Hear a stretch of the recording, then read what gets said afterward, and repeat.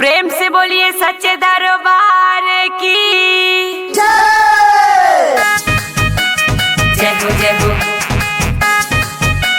शेरा वाली माँ, शेरा वाली जोता वाली पहाड़ा वाली माँ।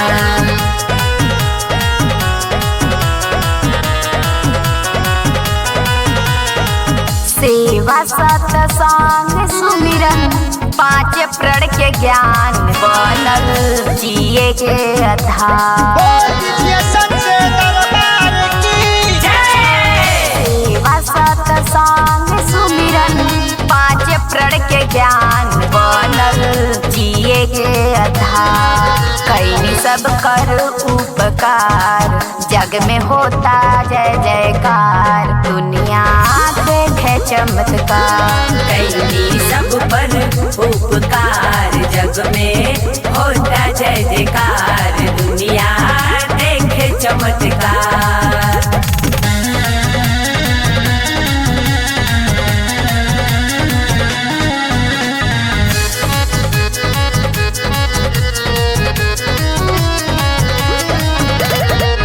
आइते चरण में भाग हमरो बजागल। हटकत रहे मनसा रनिया में लागल। जय हो शेरा वाली मेहरा वाली जय माँ। आइते चरण में भाग हमरो बजागल। हटकत रहे मनसा रनिया में लागल। दुखवा विपतिया कटल कठिन हो रतिया पाके मैया जी के प्यार। कैनी सब कर उपकार जग में होता जय जयकार। दुनिया देखे चमत्कार कैनी सब पर उपकार जग में होता जय जयकार। दुनिया देखे चमत्कार।